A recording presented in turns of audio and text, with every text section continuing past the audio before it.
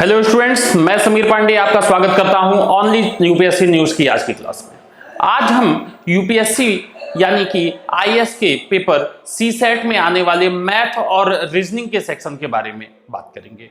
Math और reasoning का section जो आपके एग्जाम में क्वालिफाइंग होगा, इसके बिना आपका जो मेन पेपर है जीएस वाला वो चेक नहीं होगा, इसलिए इसे क्वालिफाई करना आप सभी के लिए बहुत जरूरी है। आज हम इसके जो प्रीवियस ईयर क्वेश्चंस हैं उनको देखेंगे, जिससे कि हमें ये पता चल जाए कि किस प्रकार के क्वेश्चन आपके पेपर में आएंगे और हमें किस तरह से पढ़ना है, क्या स्टडी करना है, किस चीज पे फोकस करना है और किस चीज पे फोकस नहीं करना है। तो शुरू करते हैं आज की क्लास और कोशिश करेंगे कि क्वेश्चंस के थ्रू हम जो है इसके बारे में अच्छे से समझ सकें, ताकि हमें ये पता हो कि हमको किस चीज पे ज्यादा समय देना है और किस पे कम समय देना है। चलिए शुरू करते हैं आज की क्लास। तो ये पेपर है मेरे पास, यहां से हम उठा रहे हैं, ठीक है ना। तो पहला क्वेश्चन है कोडिंग डिकोडिंग का है। यहां पे मुंबई के लिए MUMBAI, मुंबई के लिए एक वर्ड यूज किया है LSJXVC। LSJXVC देखते हैं, ध्यान दीजिएगा। पहले आपको इसमें और इसमें एक रिलेशन ढूंढना है। तो आप रिलेशन ढूंढेंगे, आप देखेंगे इससे एक पीछे जाओ तो एल आ जा रहा है, -1 किया तो एल आ गया, यू से एक पीछे गए तो एस आया, -2 हो गया, एम से फिर -3 कदम पीछे जाएंगे तो ये आएगा। देखिए JKLM तीसरे नंबर पे आ रहा है। बी से देखेंगे तो ये -4 पे आएगा। कहेंगे सर कैसे? देखिए XYZA, उसके बाद चौथे पे बी, ये सर्कुलर होता है, जेड के बाद ए आता है, ठीक है ना, जेड पे खत्म नहीं होता है। चलिए यही सीक्वेंस यदि चल रहा है, सारे चेक करने की जरूरत नहीं होती है ना, आखिरी को जरूर चेक कर लिया कीजिए। कभी कभी क्या होता है कि पीछे से कोई और सीरीज लगा देता है, तो आखिरी को देख लेते हैं। तो सी से बढ़े तो DEFGHI छठे नंबर पे आ रहा है, तो ये -6 पे आ रहा है, तो 1 2 3 4 5 6 छठे नंबर पे आना चाहिए, यानी कि सही है, ठीक है। हमसे पूछा है कि दिल्ली को हम क्या लिख सकते हैं, DELHI। ऑप्शन जो है इसको ऑप्शन के थ्रू ही करना ज्यादा सही होता है, तो हम ऑप्शन देख लेते हैं। तो यहां पे है CCIDD, इधर मैं लिख देता हूं, यहां पर लिखता हूं CCIDD, ठीक है ना।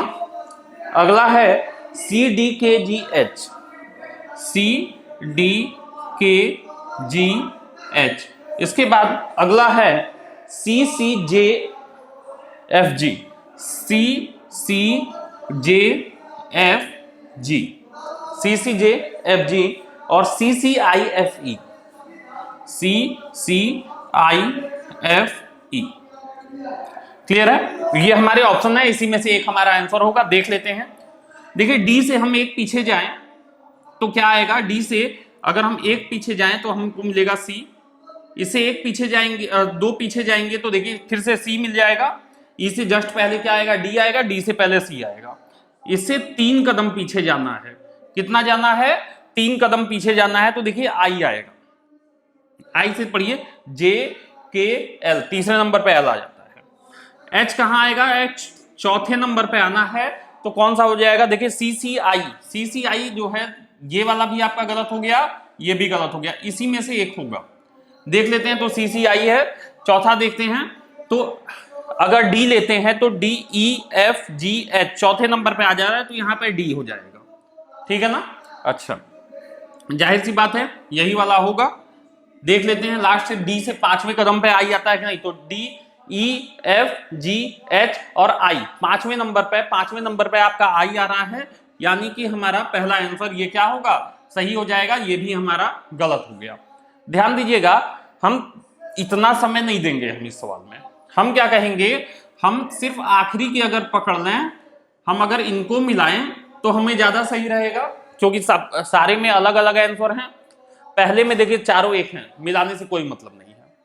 अच्छा, हम कहेंगे कि ये कितने पे, देखिए ये -1 होगा, यहां से -2, यहां से -3, यहां से -4, यहां से -5, यानी I से -5। आई से 5 कदम पीछे कौन होगा, देख लेते हैं।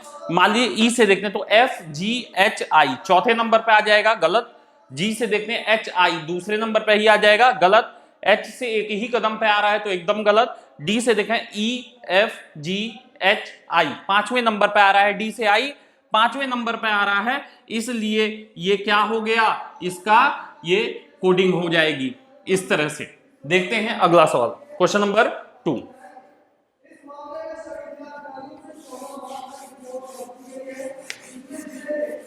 देखिए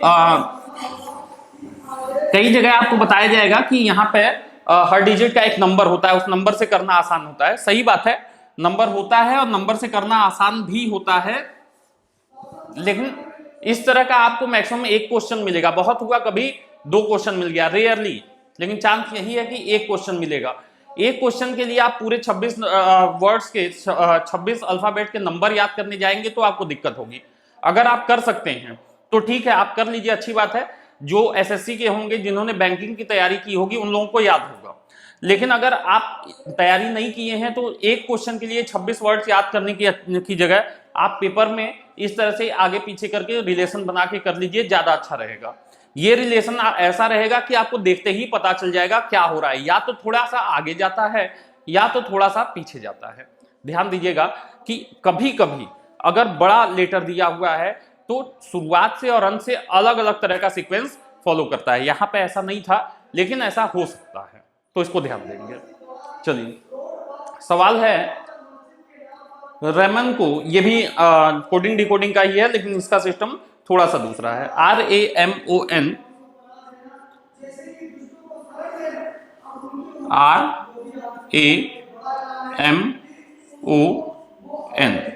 रेमन है, तो क्या हो, इसके लिए कोडिंग दी है 1 2 3 4 5, ठीक है ना।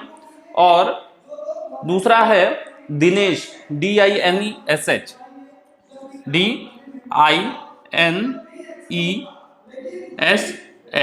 दिनेश के लिए है 675849, 675849। क्लियर है? अच्छा, तो कह रहा है कि हमाम HAMAM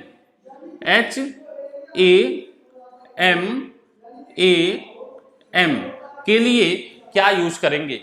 ऑप्शन दे देते हैं, 9 22 33, इधर लिख देते हैं ऑप्शन 9 2 2 3 3, इसके बाद है 9 23 23, 9 2 3 2 3, अच्छा, इसके बाद 9 33 22,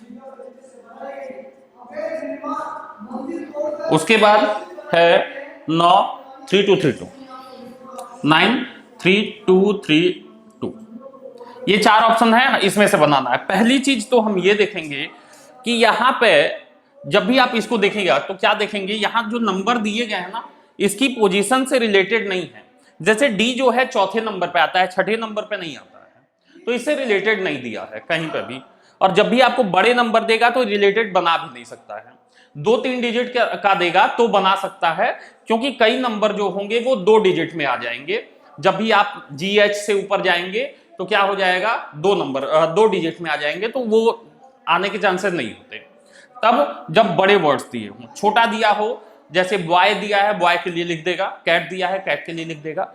इतने बड़े के लिए आपको उसकी पोजीशन का नंबर नहीं देगा, नहीं तो ये जो कोड होगा बहुत बड़ा सा आ जाएगा, तो उसको छोड़ते हैं।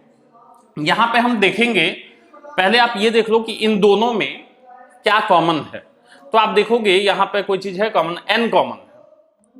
अच्छा, n के लिए अगर हम यहां पे देखें तो यहां पे n के लिए 5 यहां भी लिया है, यहां भी लिया है।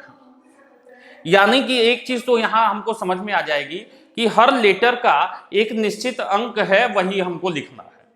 यहां पे हमको कोई बहुत बड़ा काम नहीं करना है। ये चीज हमने बस इसलिए की कि हमको मालूम चल गया कि n जहां पे है वहां 5 रखा गया है, यानी n का नंबर 5 है। यानी कि हर लेटर का एक निश्चित पोजीशन है, निश्चित मतलब है। दूसरी बात, n लास्ट में है तो लास्ट में 5 है, n बीच में है तो बीच में 5 है। इसका क्या मतलब हुआ कि जिस पोजीशन पे अल्फाबेट रखा है उसी पोजीशन पे उसका नंबर भी रखा है, यानी अगर पहले नंबर पे कोई चीज है तो उसका नंबर पहले नंबर पे ही होगा। ये क्लियर हो गया। तब अब हमको यहां इसके कोड ढूंढ ढूंढ के इसमें देखने हैं। ढूंढने से पहले हम एक चीज देख लें कि हमारे तीसरे और पांचवें पोजीशन पर एक ही लेटर है, दूसरे और चौथे पोजीशन पर भी एक ही लेटर है, यानी तीसरे पांचवें और दूसरे चौथे का कोड जो होगा वो मिलना चाहिए। यहां पे देखिए तीसरे पे 2 है और पांचवें पे 3 है, यानी ये आंसर नहीं हो सकता है। यहां पे देखिए इस वाले में यहां पे 3 है, यहां पे 2 है, यानी ये भी आंसर हमारा नहीं हो सकता है। तो अब बचा या तो ये सही होगा या तो ये सही होगा। तो हमको क्या चाहिए, हमको m का कोड चाहिए। m का कोड कितना है देख लीजिए, m का कोड है यहां पे देखिए तीसरे नंबर पे आ रहा है, यहां पे m का कोड है 3। अब m का कोड है 3 तो देखिए 3 यहां पे आ रहा है, यानी हमारा आंसर ये सही हो गया और ये गलत हो गया। सीधे m की पोजीशन हमने देखी उसी से आ गया। ठीक है, अगर हम इसको पूरा बनाना चाहते तो टाइम लगता, लेकिन कैसे होता देख लेते हैं। देखिए h जो है वो 9 है, तो h के लिए 9 आ गया। a के लिए देखें तो a के लिए 2 है, यहां 2 आ गया। m के लिए अभी देखा 3 था, a के लिए 2 था, m के लिए 3 था। तो ऐसे हम निकाल सकते हैं, लेकिन ऑप्शन से करने में हमको ज्यादा जल्दी हो जाएगा। हमको क्या देखना है, सिर्फ देखना तीसरे पांचवें पे सेम हो। तीसरे पांचवें पे यहां सेम नहीं है और यहां भी सेम नहीं है, गलत हो गया। इन दोनों में सेम है तो यही आंसर हो सकता है। तो m का नंबर देख लिया, m का नंबर यहां से आ गया 3। अब m का नंबर अगर 3 आ गया तो जिसमें 3 है तीसरे पांचवें पे यही आंसर होगा, तो ये हमारा आंसर हो गया। यहां 2 दिया है इसलिए गलत है। क्लियर है, चलिए देखते हैं अगला सवाल।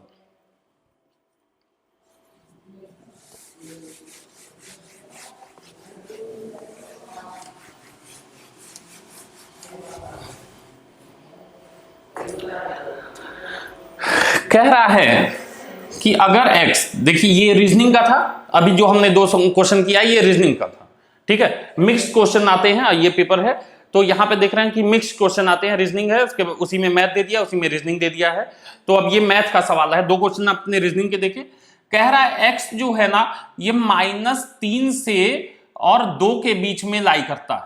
ठीक है ना, -3 से -1 के बीच में, सॉरी -3 से कहां पे -1 के बीच में ये रहता है, यानी x की अधिकतम वैल्यू -3 है और न्यूनतम वैल्यू -1 है। और जो y है ये होता है -1 से +1 तक। ये कहां से है, ये है -1 से +1 तक है। तो कह रहा है x² -y² का मान कहां से कहां तक होगा।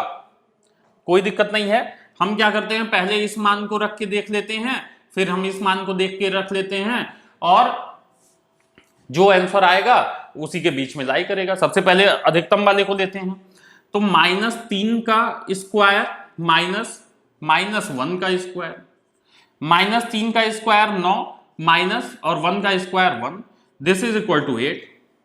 क्लियर है। अच्छा इसको रखते हैं तो -1, देखिए यहां -1 फिर 1, -1 का स्क्वायर माइनस फिर ये 1 का स्क्वायर, ये हो गया 0। यानी हमारी वैल्यू कहां से कहां तक जा रही है, 0 से 8 तक जा रही है। हमारे पास आंसर है -9 और 1, मतलब किसके बीच में रहेगी। तो आंसर है पहला ऑप्शन है -9 और 1, फिर है -9 -1 0 और 8, फिर 0 और 9। तो ये हो जाएगा हमारा आंसर। ठीक है ना, हमने क्या देखा 0 से 8 के बीच में हमारी वैल्यू लाई करेगी। इसका जो आंसर है x² - y² किसके बीच में रहेगा, x², 0 to 8। ओके, 0 से 8 के बीच में। देखते हैं अगला सवाल।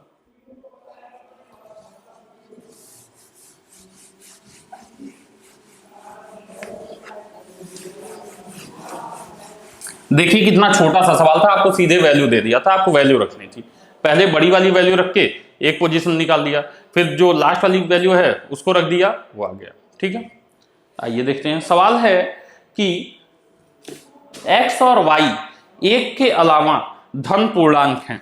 x और y जो हैं x एंड y ये बिलोंग करते हैं पॉजिटिव इंटीजर, ये एक सिंबल है, हाँ, प्लस i बिलोंग करते हैं, ये बिलोंग मतलब x y क्या है, पॉजिटिव इंटीजर हैं, लेकिन x 1 के इक्वल नहीं है। पॉजिटिव इंटीजर 1 से स्टार्ट होता, लेकिन 1 के इक्वल नहीं है तो 2 से स्टार्ट होगा, या तो 2 या तो 3 या तो 4 ऐसे कुछ होगा। दूसरी बात कह रहा है कि जो y है वो x से बड़ा है, y is greater than x, ठीक है ना। तीसरी चीज कह रहा है कि कुछ ऑप्शन दिया हुआ है, कह रहा है इसमें बड़ा कौन होगा। ऑप्शन मैं आपको लिख दे रहा हूं, पहला ऑप्शन है एक्स वाई, दूसरा है x अपॉन वाई, तीसरा है y अपॉन x, चौथा है x plus y upon x y. तो ऐसा है, इन क्वेश्चन को करने के लिए कभी भी ऐसा दे दिया और आपसे कह दिया एक्स वाई कोई भी इंटीजर है यानी धन पूर्णांक है, किसी कुछ भी सेक्शन ले लिया, आप क्या करो कि अपने से कुछ दो इंटीजर ले लो। तो दो इंटीजर मान लीजिए हमने ले लिए, दो पूर्णांक हमने ले लिए, सपोज दैट मैंने कहा x जो है x छोटा है तो x को 2 मान लिया, y को 3 मान लिया। अब ये सारी वैल्यू हम लिख लेते हैं, देखिए 2 गुणे 3 6, ये 2/3, ये 3/2, ये x प्लस वाई यानी 5, xy मतलब 6। तो ये हमको वैल्यू मिल गई। देखिए 2/3 1 से भी छोटा होगा तो आंसर नहीं हो सकता, 3/2 मतलब हो गया 1.5, 5/6 में भी अंश छोटा है तो ये भी 1 से छोटा हो गया। अब इन दोनों में देखेंगे तो ये भी छोटा है, सबसे बड़ा क्या है 6 है। तो हमारा जो आंसर हो जाएगा, सबसे लार्जेस्ट नंबर आपसे पूछा है, सबसे बड़ा नंबर क्या होगा, तो सबसे बड़ा नंबर क्या होगा 6 होगा। क्लियर है, चलिए देखते हैं अगला सवाल।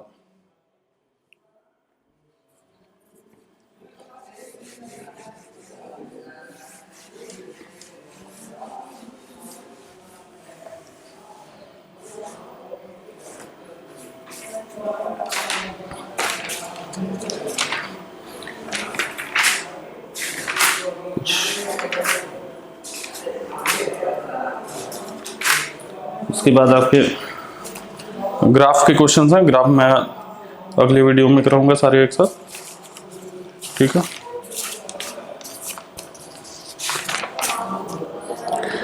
एक सवाल है कि एक लिफ्ट में 18 वयस्क या 30 बच्चे जाने की अनुमति है।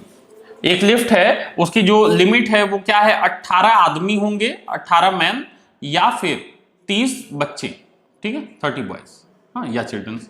अच्छा, तो यानी 18 बॉय जो होंगे, 18 बच्चों का, आदमियों का जो वजन होगा वो 30 लड़कों के वजन के बराबर होगा, ये बराबर होगा।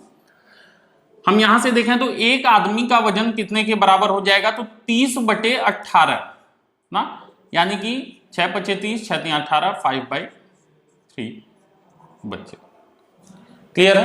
अच्छा, अब देखिएगा सवाल है कि अगर लिफ्ट में 12 वयस्क हैं, अगर 12 वयस्क हैं तो 12 आदमी हैं, तो कितने बच्चे, और इनके साथ कुछ बच्चे जाने हैं तो कितने बच्चे जा सकते हैं।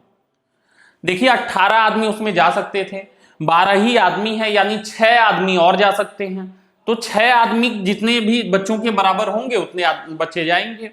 तो एक आदमी जो है 5/3 लड़कों के बराबर है, तो 6 आदमी कितने के बराबर होंगे, तो 6 × 5/3 कितना हो गया, ये हो गया 10 बच्चे।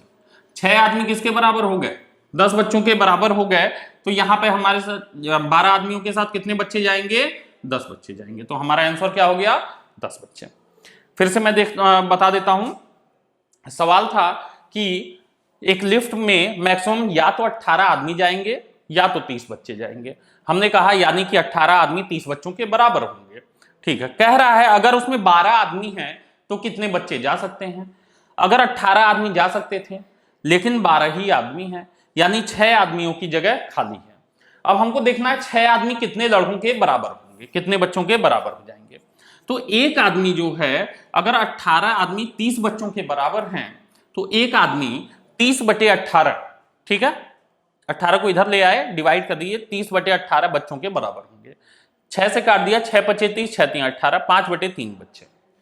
तो एक आदमी इतने बच्चों के बराबर है, तो 6 आदमी कितना, तो 6 से गुणा कर दिया, 6 गुणे 5/3, 3 से काटा, 3 दूना 6, 5 दूना 10। ठीक है, तो 6 आदमी कितने लड़कों के बराबर हो गए, 10 लड़कों के बराबर हो गए। यानी कि 12 आदमियों के साथ कितने लड़के जा सकते हैं, 10 लड़के जा सकते हैं। आज का वीडियो आपको कैसा लगा कमेंट सेक्शन में जरूर बताइए। अगर वीडियो अच्छा लगता है तो हमारे चैनल को लाइक कीजिएगा, चैनल को सब्सक्राइब कीजिएगा, वीडियो को लाइक कीजिएगा और अपने फ्रेंड्स में शेयर कीजिएगा। आज के लिए इतना ही, थैंक यू सो मच। मैं मानस मिश्रा, द न्यूज ओशन का मैनेजिंग डायरेक्टर, आपके लिए एक ऐसी पत्रिका पहली बार आई है जो सिर्फ सच दिखाएगी। कृषि कानूनों पर मचा है घमासान, हो रही हैं मनगढ़ंत बातें। मैं अंकित मिश्रा, पढ़िए मेरा आर्टिकल इस मैगजीन में फैक्ट के साथ। यूपीएससी के एस्पायरेंट समझे हर मुद्दों को गहराई में जाकर के। इस नए लेख में आपको मिलेगा नए संसद भवन के निर्माण से संबंधित सारी जानकारी। मैं विशाल यादव, अब तक आप लोगों ने हमें टीवी पे देखा, लेकिन अब हमारे लेख आपको दिखेंगे इस मैगजीन में। मैं Ranjit Prasad, reporter the news ocean. हम आपको दिखाएंगे किसान आंदोलन के बीच में जिहादी कांड। सब्सक्राइब करें द न्यूज ओशियन, खबरों का समंदर।